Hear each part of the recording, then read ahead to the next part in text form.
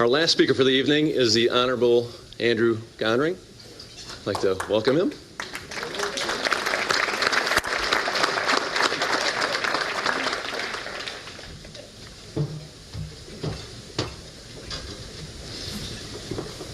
Thank you. I've been asked to speak tonight on the founding of the city of West Bend and how it relates to our being here this evening, and it's a pleasure to do that. But I've also been told that I need to do that in under 10 minutes, which is a challenge for me. So we're going to do this. I am going to speak as quickly as I can. And Robbie Robron's got the stopwatch, and we're going to see if we can get this done. The history of the city of West Bend really starts with the decision of the territorial legislature in 1845 to build a road through Washington County that would connect the soon-to-be incorporated city of Milwaukee with what would be in 10 years the second largest city in Wisconsin, being Fond du Lac. Now I say territorial legislature because in 1845 Wisconsin was not yet a state. It would not become a state until May 29th, 1848. But it was in 1845 an independent territory and had been since 1836. Prior to that time, it was part of the Michigan Territory, and before that, the Northwest Territory. But being an independent territory was a big thing because it put you squarely on the path to statehood. And the territorial legislature, recognizing that fact, between 1836 and 1848, constructed 240 territorial roads throughout Wisconsin. And this road would be one of those roads. Now, some of you are aware, I know, that in 1845 there were already 2 territorial roads that served Washington County. One of them is ostensibly running from the German community of Decorah, Iowa to Port Washington, known as the Decorah Road, a road we're all familiar with, and another connecting Milwaukee to Green Bay, known as the Green Bay Road, another term we're familiar with. Now, if you're saying, isn't the Green Bay Road in Ozaukee County? The answer is yes, but not in 1845. Because in 1845, the boundaries of Washington County ran due east to the shores of Lake Michigan. It wasn't until 1853 that the state legislature drew the line that we are now familiar with, which separated Washington County into 2 parts and formed Ozaukee County. But in 1845, the development of that supersized Washington County was primarily in the east along the lake shore, which is why Port Washington was the county seat of Washington County for most of those early years. This part of the county was relatively wild and undeveloped, thus the need for a territorial road. Now, the key to construction of any of these territorial roads was the appointment by the legislature of a commission that physically went out and laid out the new road, basically marked the trail, so to speak. And in the case of this particular road, there were 3 members of the commission: Dr. E.B. Walcott, Mr. James Neeland, and one Byron Kilbourne. Now, these men were not frontiersmen, they weren't surveyors, they were businessmen and land speculators.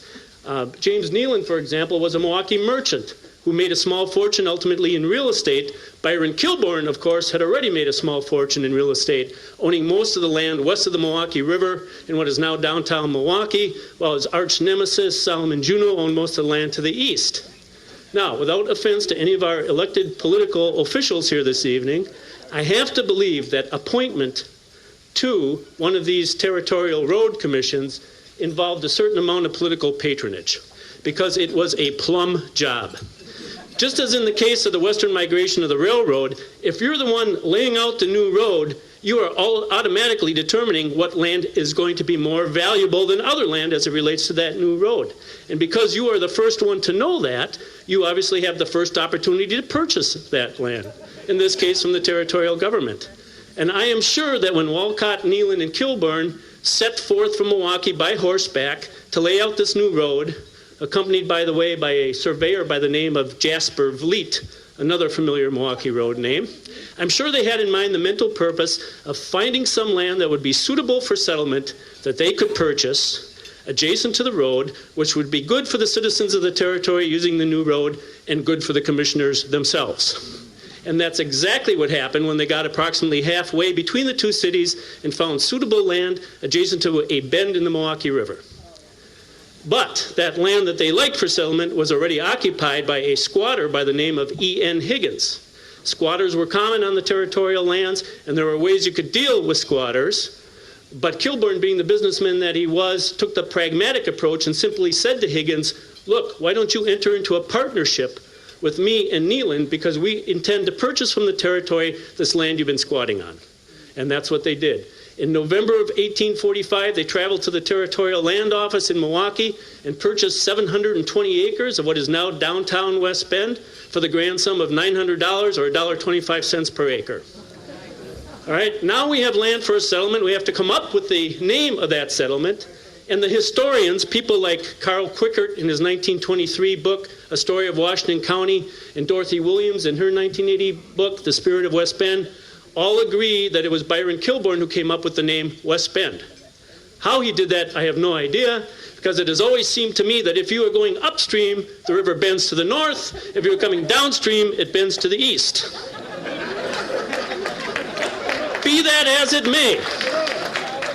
Be that as it may, it is much better than one of the names which was under serious consideration, which was the name Pikatomaea. Pikatomaea being Potawatomi for what? Future land of the Piks? I don't know. But in any event, I for one am glad we are not here tonight at the headquarters of the Pikatomaea Mutual Insurance Company celebrating the 100th anniversary of the Pikatomaea Chamber of Commerce. But it is really what these gentlemen did next that brings us here today. As I said, Kilbourne and Neeland were businessmen. And they had just purchased, along with the squatter Higgins, $900 worth of real estate in the middle of nowhere. And they knew the only way they could make a return on that real estate is if they could get people to settle there. And the way you got people to settle in any new community in Wisconsin in the mid-1800s was commerce. And commerce in 1845 in a new community meant two things. It meant a sawmill and it meant a grist mill. A sawmill gave the settlers clearing the land a place to bring their logs, which in turn could be milled into lumber that they could use to build homes. The grist mill gave area farmers a place to bring their product to be milled into a food source for the new settlers. Now, Neeland and Kilbourne were from Milwaukee. There was no way they were going to stay out here in West Bend and build those improvements. So instead, they turned to the third member of the commission, Dr. E.B. Walcott, and said, look, Doc, we will cut you in on this investment we have in West Bend if you agree to stay here and construct a sawmill and a grist mill. And Walcott does that.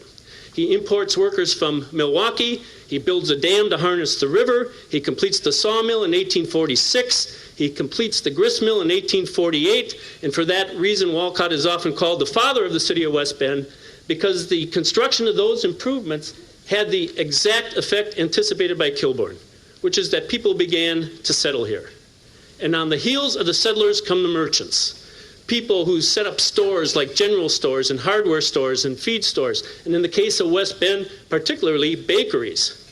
And those businesses are run by the same families for generations.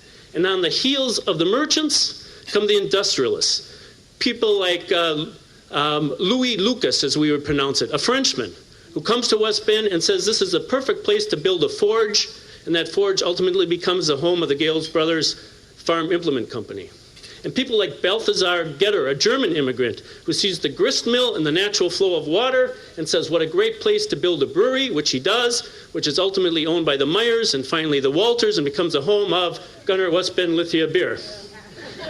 Getter also looks around at this growing community and decides to build what Carl Quickert says was one of the largest and finest hotels in Wisconsin at the time, a place that Getter calls the Washington House.